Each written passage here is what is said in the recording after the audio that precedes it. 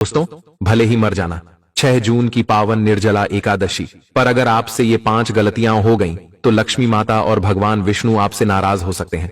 और जब भगवान रूठ जाएं, तो घर में दरिद्रता और दुर्भाग्य का आना तय होता है। इसलिए विनती है कि इस वीडियो को पूरा देखें ताकि कोई गलती ना हो। जी हाँ दोस्तों, प्राचीन ज्ञान धारा के पूज्य गुरु जी ने हाल ही की शिव महापुराण कथा में बताया है कि 6 जून को निर्जला एकादशी के दिन कुछ खास काम है जिन्हें भूलकर भी नहीं करना चाहिए, चाहे स्त्री हो या पुरुष। इस वर्ष की निर्जला एकादशी कई शुभ योगों के साथ आ रही है, जिनमें सर्वार्थ सिद्धि योग जैसे दुर्लभ संयोग भी बन रहे हैं। यह एकादशी आपके भाग्य का द्वार खोल सकती है, लेकिन गलती से किए गए कुछ काम उसी द्वार को बंद भी कर सकते हैं। अगर किसी ने बिना जानकारी के इस दिन ये काम कर लिए, तो लक्ष्मी माता और श्री हरि विष्णु रुष्ट हो सकते हैं, जिससे जीवन भर दुख और निराशा पीछा नहीं छोड़ते। इसलिए अनुरोध है कि वीडियो को अधूरा न छोड़ें। कुछ लोग बीच बीच से देखकर आगे बढ़ जाते हैं और फिर कहते हैं कि उन्हें कोई लाभ नहीं हुआ। अधूरी जानकारी हमेशा नुकसान ही देती है। गुरुजी कहते हैं कि सनातन धर्म की सभी एकादशियों में निर्जला एकादशी को सबसे श्रेष्ठ माना गया है। स्कंद पुराण के अनुसार यह दिन लक्ष्मी माता को समर्पित है। अगर इस दिन कोई अनुचित कार्य कर दिया गया, तो लक्ष्मी जी का आगमन नहीं होता, बल्कि वह द्वार से लौट जाती है। खासकर सुहागन महिलाएं इस दिन सावधानी बरतें, क्योंकि अगर चूक हुई तो गरीबी का प्रवेश रोक पाना मुश्किल होगा। हमारा काम है सही सलाह देना, मानना न मानना आपके ऊपर है। लेकिन अगर आपने इन बातों को गंभीरता से लिया, तो आपके जीवन में सुख, समृद्धि और धन की कमी नहीं रहेगी। इस बार कई वर्षों बाद ऐसा शुभ संयोग बन रहा है, जिसमें कुल 21 प्रकार के मांगलिक योग बन रहे हैं, जिनमें धन प्राप्ति का योग भी शामिल है। इस वीडियो में हम आपको बताने जा रहे हैं कि किन कामों से बचना है, कौन से उपाय करने हैं और एक खास वस्तु जिसे अगर इस दिन खा लिया जाए तो लक्ष्मी कृपा से धन वर्षा हो सकती है। यह वीडियो ज्ञानवर्धक है, इसलिए इसे ध्यानपूर्वक अंत तक जरूर देखें।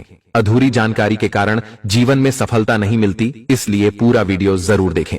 आज की इस वीडियो में आप लोगों को निर्जला एकादशी के दिन की वे 5 बड़ी गलतियां बताई जाएंगी, जो आपको भूलकर भी नहीं करनी चाहिए। और यह भी बताया जाएगा कि इस दिन क्या खाना चाहिए और क्या नहीं खाना चाहिए, जिससे परिवार में कोई दोष न लगे। साथ ही इस निर्जला एकादशी के दिन किए जाने वाले 4 से 5 खास उपाय भी बताए जाएंगे, और आपको इस दिन किन किन बातों का ध्यान रखना है। इसी के साथ इस महीने आपको कौन से 5 काम करने से बचना चाहिए, यह भी बताया जाएगा। ये सारी जानकारी हम आपको इस वीडियो में देंगे। इस वीडियो को देखने के बाद आपको कोई और वीडियो देखने की जरूरत नहीं पड़ेगी। तो चलिए दोस्तों, वीडियो में आगे बढ़ते हैं। अगर आप भी चाहते हैं कि जीवन भर माता रानी का आशीर्वाद आप पर सदैव बना रहे, तो वीडियो को लाइक करें, चैनल प्राचीन ज्ञान धारा को सब्सक्राइब करें और कमेंट बॉक्स में जय माता लक्ष्मी, जय हरि विष्णु जरूर लिखें। और अपने फायदे के लिए, गरीबी दूर करने के लिए इस वीडियो को पूरा देखकर जाना, तभी आपको लाभ की प्राप्ति होगी। भक्तों, इस बार 2025 में निर्जला एकादशी तिथि जो है ना, ये आरंभ हो रही है 2025 में। निर्जला एकादशी का व्रत 6 जून शुक्रवार को रखा जाएगा। यह व्रत ज्येष्ठ मास के शुक्ल पक्ष की एकादशी तिथि को मनाया जाता है और इसे पापों से मुक्ति, मोक्ष की प्राप्ति और जीवन में सुख समृद्धि के लिए बहुत शुभ माना जाता है। निर्जला एकादशी 2025, जिसे भीमसेनी 2025 में भी कहा जाता है, एकादशी भी कहा जाता है, शुक्रवार 6 जून 2025 को मनाई जाएगी। यह व्रत सभी एकादशियों में सबसे कठिन माना जाता है, क्योंकि इसमें जल सहित कोई आहार नहीं लिया जाता। एकादशी तिथि प्रारंभ होगी 6 जून 2025 को प्रातः 2:15। एकादशी तिथि समाप्त होगी 7 जून 2025 को प्रातः 4:47। व्रत तोड़ने का समय यानी पारण 7 जून 2025 को दोपहर 1:56 से 4:26 तक रहेगा। पूजा विधि और नियम में सबसे पहले प्रातः सूर्योदय से पहले उठकर स्नान करें और स्वच्छ पीले वस्त्र धारण करें। फिर भगवान विष्णु का ध्यान करके निर्जला व्रत का संकल्प लें।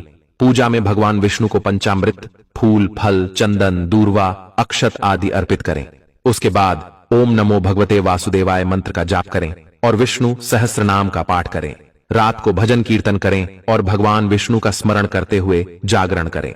अगले दिन द्वादशी को व्रत का पारण करने से पहले ब्राह्मणों को अन्न, वस्त्र, जल से भरे घड़े, छाता आदि का दान करें। इस व्रत में जल सहित कोई भी आहार नहीं लिया जाता।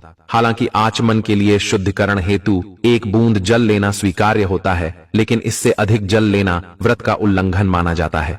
अभिजीत मुहूर्त दिन का सबसे शुभ समय माना जाता है, जो लगभग 11:45 से 12:30 तक रहता है। समय भगवान विष्णु की पूजा करना अत्यंत फलदायी होता है। दोस्तों, शास्त्रों के अनुसार निर्जला एकादशी को सभी तिथियों में सर्वश्रेष्ठ कहा गया है, क्योंकि इस दिन भगवान श्री हरि विष्णु और माता लक्ष्मी जी की पूजा करने से व्यक्ति को सभी भौतिक सुख सुविधाओं की प्राप्ति होती है और सभी प्रकार के रोग, कष्ट, दुख, दरिद्रता से सदा के लिए मुक्ति मिलती है। साथ ही निर्जला एकादशी के इस अति पावन दिन कुछ विशेष उपाय करके व्यक्ति अपने जन्म जन्मांतर के पाप कर्मों से भी छुटकारा पा सकता है।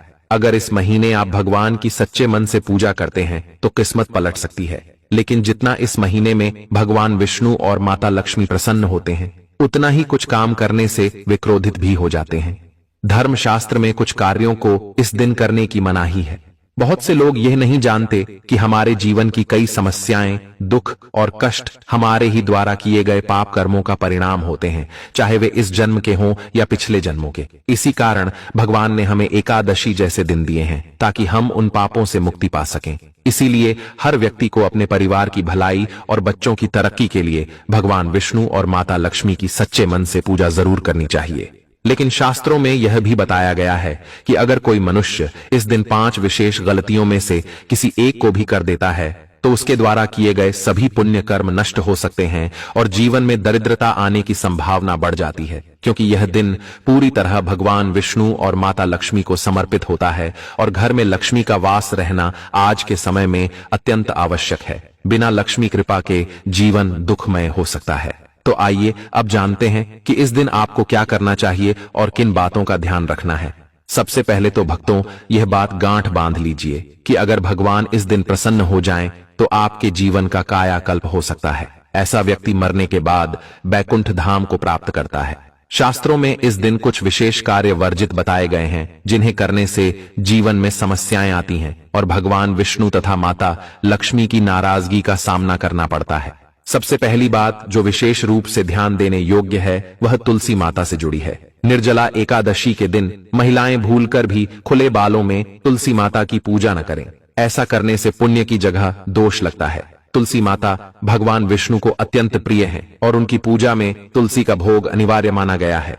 भगवान विष्णु बिना तुलसी के कोई भी भोग स्वीकार नहीं करते। यदि आप तुलसी को जल अर्पित कर रहे हैं तो ध्यान रखें कि सूर्योदय से पहले और सूर्यास्त के बाद तुलसी को जल नहीं देना चाहिए। इसके अलावा हर शाम तुलसी माता के सामने दीपक जरूर जलाएं। अब बात करते हैं दूसरी बड़ी गलती की। शास्त्रों में स्पष्ट लिखा है कि यह दिन स्वयं भगवान विष्णु और माता लक्ष्मी का दिन है।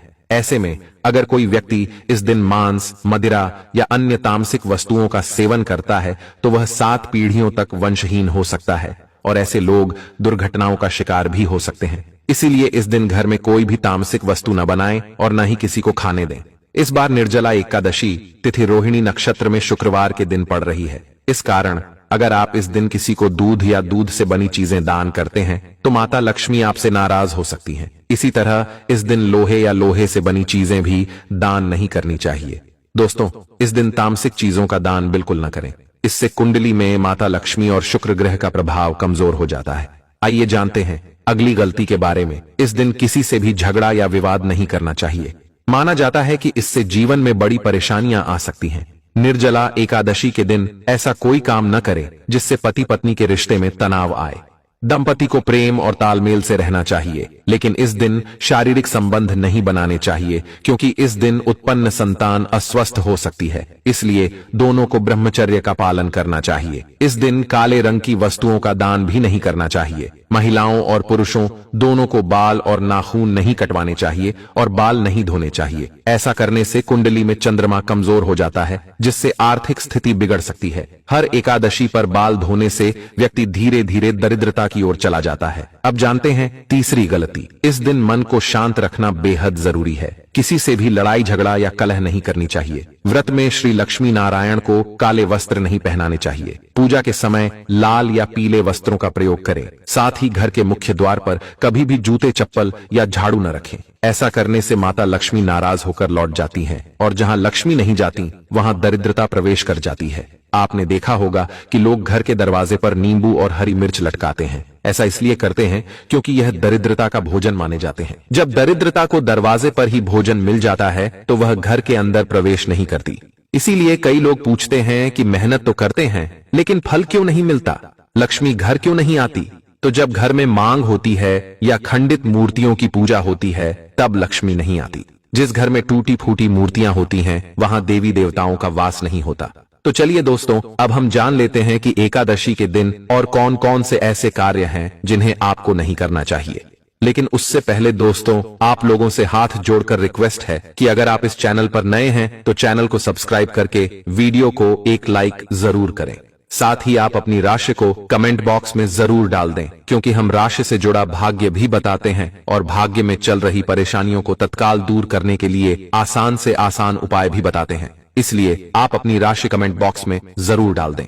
चलिए दोस्तों, जान लेते हैं कि निर्जला एकादशी के दिन कौन कौन से 5 काम भूलकर भी नहीं करने चाहिए। नंबर 1, इन वस्तुओं का दान न करें। ज्येष्ठ माह की निर्जला एकादशी को दान पुण्य का अत्यंत पुण्यदायक दिन माना गया है, लेकिन कुछ वस्तुओं का दान इस दिन वर्जित होता है, जैसे सरसों का तेल, लोहा या लोहे से बनी वस्तुएं, मांस, मदिरा और काले रंग की वस्तुएं। यदि इनका दान किया गया तो माता लक्ष्मी रुष्ट हो सकती हैं और जीवन में दरिद्रता का वास हो सकता है। खासकर सरसों का तेल शनि से संबंधित होता है और एकादशी पर इसे दान करने से दुर्भाग्य बढ़ता है। इसी प्रकार लोहा भी शनिवार और नकारात्मक ग्रहों से जुड़ा होता है, इसे भी दान नहीं करना चाहिए। नंबर 2, दिन में सोना वर्जित है। एकादशी व्रत में दिन में सोना निषिद्ध माना गया है। ऐसा करने से व्रत का पुण्य क्षीण हो जाता है और आलस्य जीवन में नकारात्मकता लाता है। दिन में नींद लेने से शरीर में तमोगुण बढ़ता है और व्रत का आध्यात्मिक प्रभाव कम हो जाता है। इसलिए इस दिन में सोने से बचें और भगवान विष्णु के ध्यान,